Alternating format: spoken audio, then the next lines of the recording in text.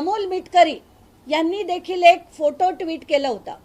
त्या फोटोमध्ये VSR च्या लोकांबरोबर हेच खरात होते। आत्ताच्या घटनेला त्यांचीही अशी शंका आहे की रुपाली चाकणकर, सुनील तटकरे हे दोघं त्यांचे भक्त, त्यात VSR बरोबरचे त्यांचे फोटो, तर याच व्यक्तीने कुठेही अजित पवारांचा घात केला आहे का असं त्यांना दाट संशय आहे आणि तसा त्यांनी ट्विट देखील केलाय। आता सगळ्यात महत्त्वाचे अनेक मुद्दे आहेत, त्यातले काही मांडते। एक तर हा माणूस लैंगिक शोषण करायचा, लोकांना लुटायचा, आणि तिसरं म्हणजे सावकारी करून हा सगळ्यांच्या जमिनी हडपायचा। माझ्याकडे एक जी माहिती आली आहे ती मला सोमवारी तुम्हाला द्यावी लागेल, कारण आधीच जर मी बोलले तर ते सावध होऊन सगळं बंद करतील। त्याच्यातलं एक उदाहरण मी तुम्हाला देते। साई सिल्वर नावाचं एक मंगल कार्यालय आहे जे शिर्डी येथे आहे, आणि या साई सिल्वर शेळके पाटील नावाचे जे व्यक्ती आहेत ते 3 भाऊ आहेत। त्यांच्याकडनं सुद्धा म्हणजे त्यांनी पैसे दिले होते आणि ते पैसे परत करता आले नाहीत, म्हणून त्यांचं मंगल कार्यालय सुद्धा या माणसांनी, या सावकार बाबांनी हडपलंय। आता 2 ते 3 आत्महत्याची प्रकरणं या माणसांनी दाबली आहेत।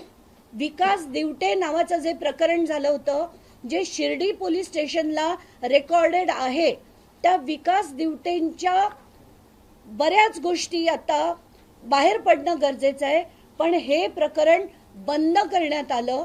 आत्ताच्या घटनेला मी त्याच्याबद्दल फारसं बोलणार नाही, पण वेळ पडली तर याच्या सगळ्या गोष्टी, कोण होते ते, काय संबंध होते, या सगळ्या गोष्टी मी माध्यमांपुढे आणेन।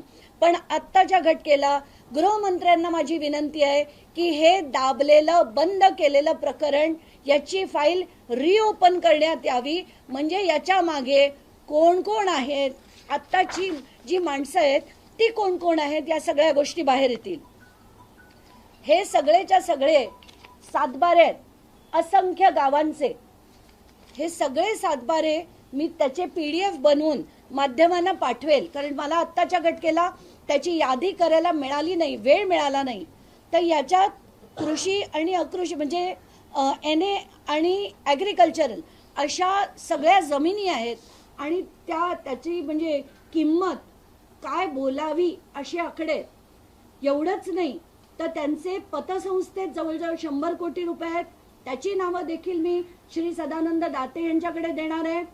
या व्यतिरिक्त त्यांच्या घरी 13 किलो सोनं आहे अशी देखील माहिती मला मिळाली आहे, जी माहिती मला आता होम मिनिस्ट्रीकडे द्यायची आहे, श्री सदानंद दाते जे DG आहेत महाराष्ट्राचे त्यांच्याकडे द्यायची आहे।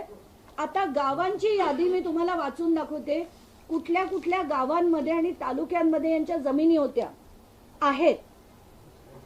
गाव सिन्नर, तालुका सिन्नर, शेती आणि बिनशेतीचे 6 सातबारे आहेत। निमगाव कोऱ्हाळे, तालुका रहाटा, इथे त्यांची जमीन आहे। कुंडेवाडी मांजरे सिन्नर मधले, तिथे त्यांच्या जमिनी आहेत। आडगाव नाशिक, इथे त्यांच्या जमिनी आहेत। विल्होळी तालुका नाशिक, इथे त्यांच्या जमिनी आहेत। गवळणे तालुका नाशिक, इकडे त्यांच्या जमिनी आहेत। पाथर्डीमध्ये, नाशिकच्या पाथर्डीमध्ये 27 सातबारे माझ्याकडे आहेत, 27। नाशिक शहरात त्यांच्या जमिनी आहेत।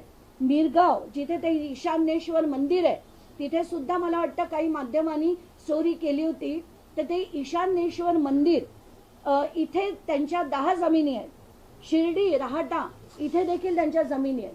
तर असे हे अशोक खरात, ज्यांच्या जे ओशनो जल, ज्याच्यामुळे हे सगळेच्या सगळे राजकारणी त्यांना भुरळ पाडली, त्यांची ताकद वापरून कोणाला मोठं केलं। आता हे सगळ्या गोष्टी बाहेर येणं गरजेचं आहे। माझा स्ट्रॉंग आक्षेप सगळ्या राजकारण्यांवर तर नक्कीच आहे, पण अशा महिला आयोगाच्या ज्या अध्यक्ष आहेत त्यांनी काय म्हटलं हे ऐकून मी आत्ताच माध्यमांना त्याचा एक व्हिडिओ दिलाय, तो व्हिडिओ कृपया प्ले करा। त्याच्यात त्या म्हणतात की आत्ता आषाढी एकादशी झाली, त्या व्हिडिओमध्ये म्हणतात, तर ज्यांना पांडुरंगाचं दर्शन घेता आलं नाही तर ते पांडुरंगाचं दर्शन इथे घ्यावं आणि या व्यक्तींना ते पांडुरंगाशी कंप्लेंट करतात, हे मला अतिशय शॉकिंग वाटतंय. माझा फोन कुठेतरी राहिला, मला वाटतं आत राहिला असेल.